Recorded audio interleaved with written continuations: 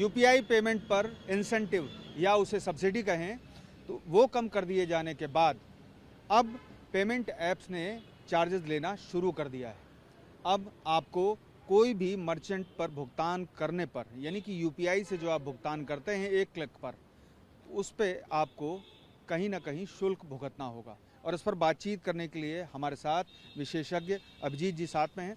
Sir, आखिर ये क्यों शुरू हुआ अब इतने साल से जब डिजिटल पेमेंट की लोगों को आदत पड़ गई? देखिए, ये जो शुरुआत जो यूपीआई पेमेंट जो शुरुआत हुआ है 2017 से आया है देश में। जब नोटबंदी हुआ था, नोटबंदी के बाद सरकार ने कहा कि हमें डिजिटल फॉर्मलाइज करना है इकोनॉमी को, फिर वो इस दिशा पे सरकार यूपीआई लेकर आई। तो उस समय जो छोटी छोटी कंपनियां थी, जो पेटीएम आई, फिर फ़ोनपे आया और तमाम सारे जो छोटी छोटी कंपनी आई, तब सरकार जो चाहती थी कि इस पे लोगों का ध्यान जाए डिजिटल, उसको बढ़ावा देने के लिए सरकार एक सब्सिडी, एक इंसेंटिव देती थी। अब धीरे धीरे आज 7-8 साल हो गया, कोई भी सरकार, कोई भी कंपनी जब आती हैं एक हैंड होल्डिंग करती है, फिर धीरे धीरे जैसे जैसे वो कंपनीज अपना मार्केट एस्टैब्लिश करती है, तो सरकार को भी लगता है कि जब एक 7-8 साल का एक समय हो गया, पर्याप्त हो गया, अब लोगों को जानकारी आ गई है, अब धीरे धीरे लोग जो है पेमेंट इसमें जाने लगे, फॉर्मलाइज होने लगे, यूपीआई से करने लगे। अब धीरे धीरे सरकार जो है इस साल जो बजट जो 25-26 का बजट अनाउंस हुआ, उसमें सरकार ने कहा कि हम धीरे धीरे इस चीज़ को विड्रॉ कर रहे हैं। अभी भी मेरे हिसाब से जो है 400-450 का जो इंसेंटिव है अभी भी दे रहे हैं। मैं समझता हूँ कि ये निश्चित रूप से कंज्यूमर पे इसका भार तो पड़ेगा, और ये जो भी लागू होगा अप्रैल के बाद ही होगा। यानी कि सरकार पहले 2000 करोड़ रुपए का जो इंसेंटिव या सब्सिडी दे रही थी, अब वो 437 करोड़ रुपए के आसपास अलॉटमेंट किया गया है बजट में। तो ऐसी स्थिति में जाहिर सी बात है कि जो पेमेंट ऐप कंपनियां हैं उनका खर्च बढ़ रहा होगा, तो वो सीधे कंज्यूमर से वसूलने की दिशा में अब कदम बढ़ा रही हैं। निश्चित रूप से ऐसे ही होता है, जब जब सरकार सब्सिडी देती है धीरे धीरे, कोई परमानेंट सब्सिडी, कोई परमानेंट फीचर तो है ही नहीं। कोई भी बिजनेस को एस्टैब्लिशमेंट करने के लिए सरकार जब लाती है, पहले सब्सिडी देके प्रोत्साहन करती है, फिर एक समय आने के बाद उनको लगता है कि हाँ, ये कंपनी अब सक्षम हो गई है, अपने पैरों पे खड़े हो गई है, तो धीरे धीरे इस चीज़ को, सब्सिडी को विड्रॉ करती है। रहा सवाल पीएलआई को भी पीएलआई स्कीम भी देख लीजिए। अब धीरे धीरे पीएलआई को भी सरकार जो है धीरे धीरे कुछ सेक्टर में जो है पीएलआई को भी अब सरकार जो विड्रॉ कर रही है, तो सेम है।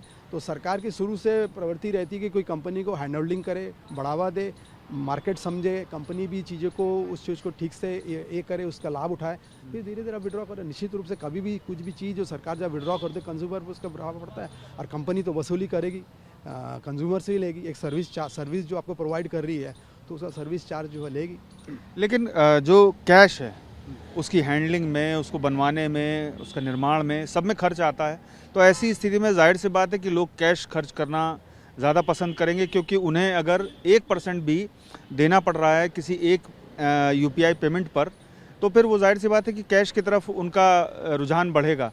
तो ऐसी स्थिति में फिर से वही दौर लौटेगा जैसे पहले था। देखिए, ये तो ऐसा है कि एक फ्लिप साइड तो होता ही है, सीधी सी बात है। अगर आप कह रहे हैं कि अब लोग जो है कैश की तरफ और ज़्यादा आकर्षित पर, लेकिन आपको ये भी देखना है कि इसके एडवांटेज भी है। अब आप कहीं जाते हैं, कैश लेके एक ट्रैवल करना एक अपने आप में ये है, तो इसकी आप ये भी देखिए कि इसकी सहूलत कितनी है। पेटीएम कुछ करना नहीं है आपको, आप फ़ोन पे और पेटीएम में जाके अपना 1 सेकंड में अपने पैसा ट्रांसफ़र कर दिया। निश्चित रूप से इसका तालमेल कंज्यूमर को डिसाइड करना, करे तो क्या करे।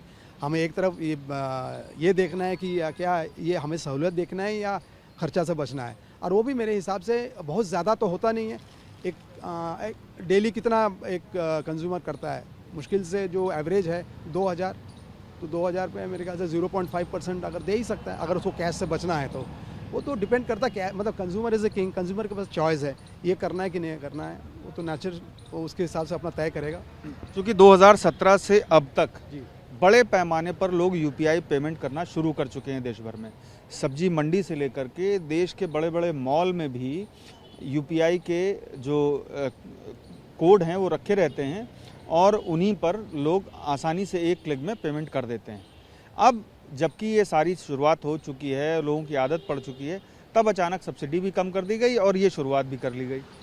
देखिए, ये तो आम तौर पे होता ही है। देखो, पहले सरकार, जब आपको मैं ले चलता हूँ 2016 में, जब नोटबंदी हुआ था, सरकार ने यही दलील दी थी कि जो है एक इनफॉर्मल सेक्टर को हमें फॉर्मलाइज करना है, तब वो धीरे धीरे ये आया। फिर लोगों में एक इसके प्रति रुझान बढ़ा क्योंकि उसकी इजी वे आउट होने लगा। तो धीरे धीरे सरकार भी चाह रही थी कि हाँ इसको फॉर्मलाइज, क्योंकि एक चीज़ देखेंगे आप, इकोनॉमी जो है फॉर्मलाइज तो हुआ है। अब आप चाय पीने जाएंगे, आज आप जाएंगे चाय पीने, कोई पहले 10 रुपये के चाय के लिए 10 रुपये पैसे देता था, कोई पेटीएम तो करता नहीं था, फ़ोन पे करता नहीं था, अब वो करता है। अब धीरे धीरे चूँकि सरकार हमेशा तो किसी बिज़नेस के लिए हैंड होल्डिंग कर नहीं सकती है, क्योंकि उनको भी तो अपना इंफ्रास्ट्रक्चर जो सेटअप में उनको भी पैसा लगा है। सरकार तो सब्सिडी देके उसको एक आपको सपोर्टिंग रोल प्ले करती है ना। फिर बाद में जो कंपटीशन आता है वो तो डिपेंड करता है कंपटीशन के ऊपर। हो सकता है कि कल के रोज पेटीएम ले, फ़ोन पे ना ले, तो उनमें भी तय होगा कि हाँ वो नहीं ले रहा तो मैं भी नहीं लूँगा। वो तो अब मार्केट फोर्सेस को तय करना है क्या ले या नहीं ले।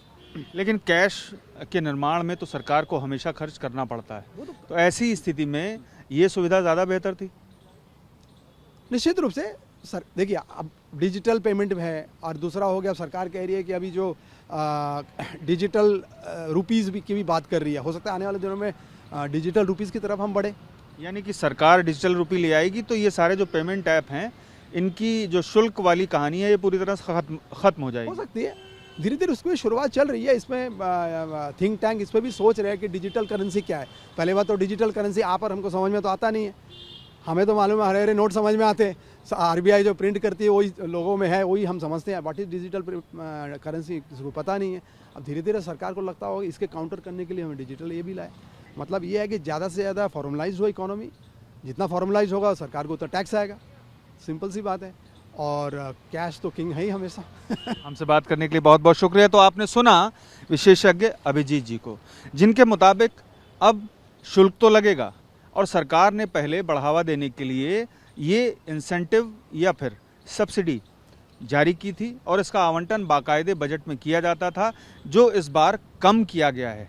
और इसके मद्देनज़र ही जीपे हो यानी कि गूगल पे या फिर फ़ोन पे और या फिर पेटीएम, उन्होंने शुल्क लगाना, जो 2000 रुपये तक के ट्रांजैक्शंस थे उन पर शुल्क लगाना शुरू कर दिया है। और ये शुल्क 0.5% से 1% तक लिया जा रहा है, जो आपकी जेब से ही निकाला जाएगा। पीयूष पांडे, TV9 भारतवर्ष, नई दिल्ली।